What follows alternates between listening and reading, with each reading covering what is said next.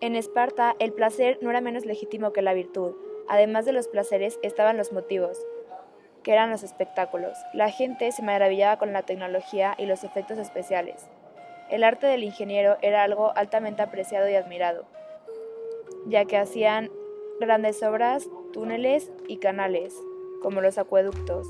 Los gobernadores solo tenían intereses materiales, y el arte era realista y casi siempre representaba leyendas. En esta idea liberal, el valor de la amistad y el valor del amor era lo contrario. El amor era la servidumbre y la amistad era la igualdad. La urbanidad caracterizó los 3 primeros siglos del Imperio Romano. A los romanos les encantaba vivir en ciudades por las comodidades materiales a las que tenían acceso, como los baños públicos. Pausanias enfatiza la idea de las comodidades urbanas cuando dice: ¿puede llamarse ciudad a un lugar que no tiene edificios públicos, ni gimnasio, ni teatro, ni plaza? Bueno, agreguémosle esta idea a las comodidades la existencia de un muro que rodea la ciudad, ya que este es el último y más esencial elemento de las urbes. Es con ciudades amuralladas que finalmente se logra el concepto de colectividad. Los banquetes. Aquí era donde el hombre privado saboreaba su propia existencia y se lo demostraba a sus iguales. Los banquetes tenían una importancia esencial en la vida del romano. Era aquí donde se olvidaba de sus deberes y se dedicaba a disfrutar. Los banquetes eran todo un arte. No había festín auténtico sin lechos, ni siquiera entre los pobres. Servía la carne antes de su asado, hasta el punto que quedara desangrada. Luego era servida con azúcar. El vino que se servía era tipo marsala rebajado en agua. La parte más prolongada y delicada es en la parte en la que se bebía. La primera parte del banquete se comía y no se bebía, y en la segunda parte se bebía y no se comía. Esta última parte del banquete era la que constituía el banquete en sí. Los banquetes eran más que banquetes. Eran pequeñas fiestas donde todos debían mantener su personaje y los comensales, como señal festiva, llevaban puestos sombreros con flores o coronas. Se tocaban temas generales y elevados. Si el dueño de la casa tenía un filósofo particular o preceptor de sus hijos, lo pondría a hablar, con intermedios de danzas y música. El banquete era considerado una manifestación social. Por esto mismo, el banquete dio lugar a un género literario, donde gente culta, eruditas y filósofos tocaban temas de alta cultura. Por esto hubo poetas y pensadores que pudieron filosofar sobre el vino.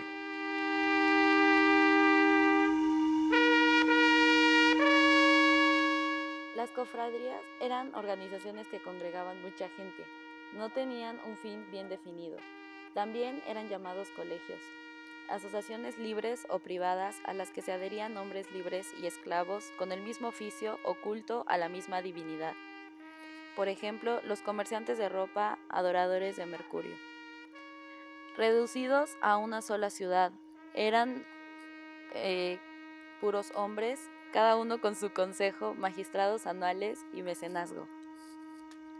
También llamadas ciudades de broma con un pretexto religioso o profesional para reunirse. Religioso era el dios como pretexto para los banquetes, convivencia masculina como fin.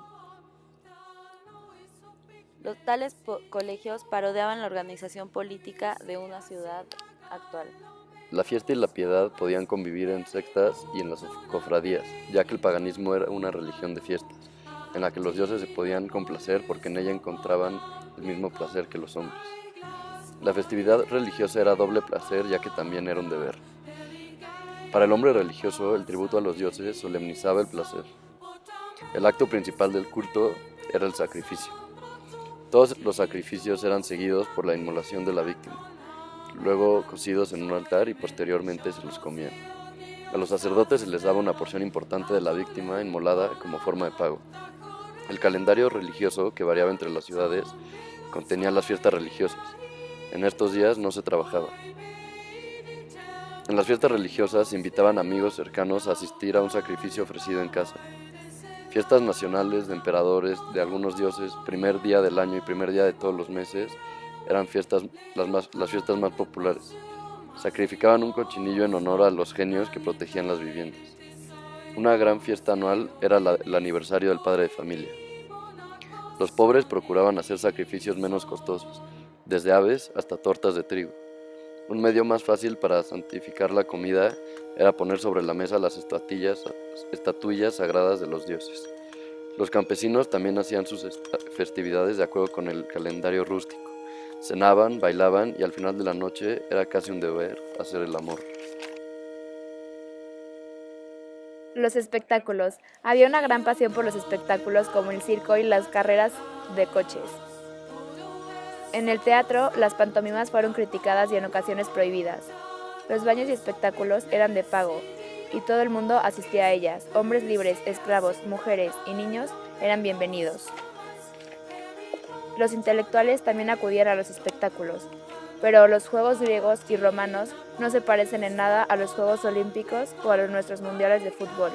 Los espectáculos antiguos eran públicos y construían un placer común a todas las clases sociales. Durante el espectáculo, el placer se transformaba en pasión. Los gladiadores ofrecían el placer sádico, el placer de ver morir a un hombre. En Grecia, la muerte de un boxeador en pleno combate era solo un accidente deportivo. Era una gloria para el atleta morir sobre el campo de honor.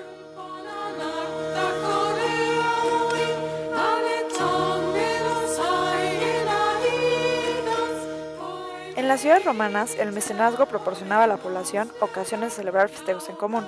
Además, la existencia de Baco, el dios del vino, y los placeres también reafirmaba esta cultura de festejo. La imaginería de Baco era muy común y estaba presente por todos lados, dado que Baco solo invocaba ideas agradables. Es por esto mismo que Baco era para el pueblo un dios del que no cabía dudar.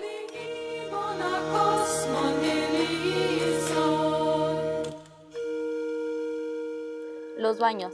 Además de los fervores y las delicias del calendario religioso, había otros placeres que no tenían nada de sagrado y que no se podían encontrar más que en la ciudad.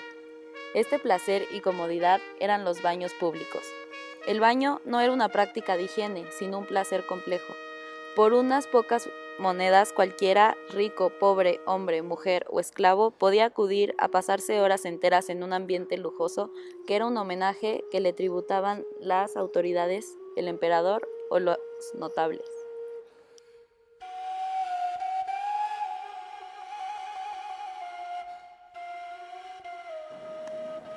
Voluptuosidad y pasión. En la vida sexual de los romanos se reconoció un libertino si rompía una de estas reglas. 1. Hacer el amor antes de caer la noche. 2. Hacer el amor sin hallarse a oscuras. 3. Hacer el amor y que la mujer se encontrara completamente desnuda, ya que solo las mujeres perdidas hacían el amor sin su sostén. Había también 2 infamias supremas. Una, que el macho al que la molicie servil impulsa hasta poner su boca al servicio del placer de una mujer, y otra era que el hombre libre no se respete y lleve la pasividad. En otras palabras, las fronteras del amor romano eran el esclavismo machista y el rechazo de la esclavitud pasional.